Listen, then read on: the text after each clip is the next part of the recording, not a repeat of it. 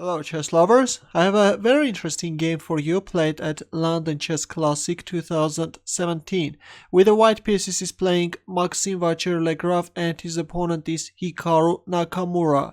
MVL started with e4 and c5 by Nakamura, Sicilian defense, knight f3, d6, d4, c takes d4, knight takes d4, knight f6, knight c3, and here comes a surprising move by Nakamura, g6, going for this hyper aggressive dragon variation which leads to very double-edged positions. Bishop e3, bishop g7, f3, black castles, queen d2, knight c6 and bishop c4. MVL is going for Yugoslav Attack. This is an ultimate test for the dragon. We can see that MVL is also looking for a fighting chess. Bishop d7, and there it goes. The h-pawn, this can opener, is marching forward. h5, stopping the pawn's further advancement. Bishop b3, rook c8, white castles queenside, knight e5, bishop g5, rook c5, king b1, and rook e8, overprotecting this sensible e7 square. And in some variations, if a move like bishop h6, then black can reject the offer of dark color bishops and play bishop h8. Now comes g4, trying to rip open black's king side. H takes g4, f4, knight c4, and a strong response by MVL, queen d3. Actually, this is the best square for the queen. This queen needs to be on d3 in order to protect the c3 square, because in some variations black can play queen c8 and then capture on b2 and then on c3. Now the main move in this position is queen c8. But after the game, during the interview, Nakamura said that he thought that after bishop takes f6, bishop takes f6, white can play h5, and this can be somehow dangerous for black. Though black can play g5, if f takes g5, then bishop takes g5 with equal chances. But after queen d3, thinking around 53 minutes, Nakamura decided to play knight a5. MVL captured on f6, e takes f6 and bishop d5. Well, positionally f5 looks stronger, closing up this bishop on g7, blocking this bishop's diagonal and making this pawn vulnerable. But after e takes f6, MVL played bishop d5. Probably that was the reason that he captured on f6, got rid of the knight and secured this d5 square for the bishop.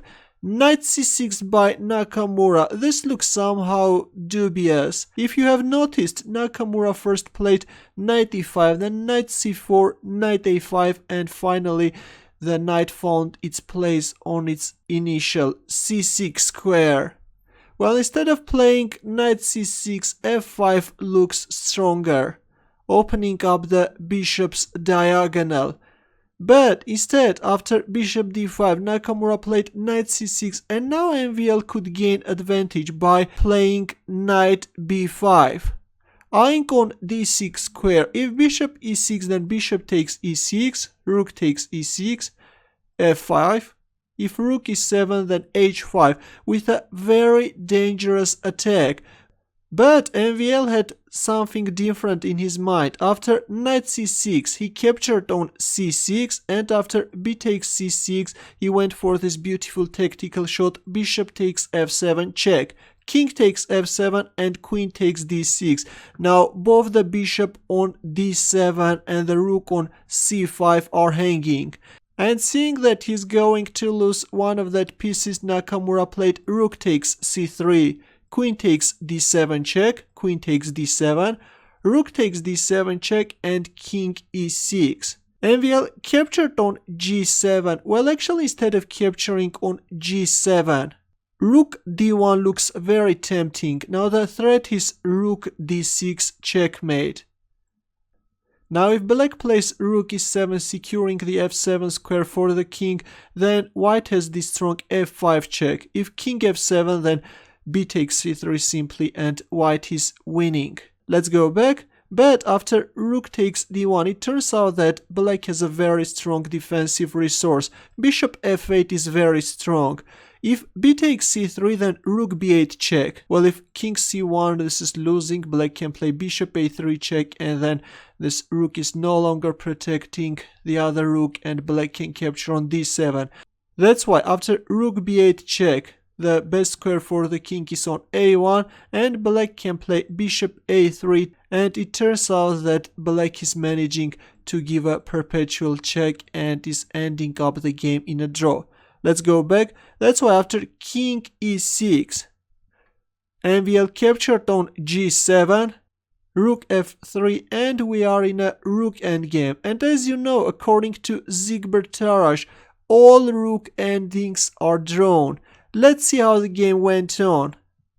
MVL captured on g6, rook takes f4, rook g1, rook takes e4, rook takes g4, rook takes g4, rook takes g4, f5, rook a4, rook g8, b3, opening up a luft for the king, rook g4, rook takes a7, f4, king c1, f3, king d2, the king is coming to stop this pawn, rook takes h4, rook a8, rook h2 check, king d3, king f5, the king is coming to support the pawn a4, white is pushing his pawn and black king is coming to support the pawn a5, rook h1, and here MVL gave some checks, king f4, rook f8 check.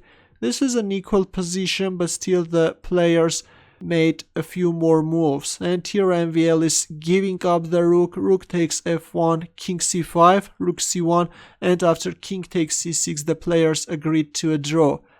In view of if rook takes c2, then king b6, king f3, a6. Actually, white is not managing to win the game because this king is just on time. b5, king c5, b6, black can play rook a1, if king b8, king takes b6, and after a8 queen, black is capturing on a8, and this is a draw.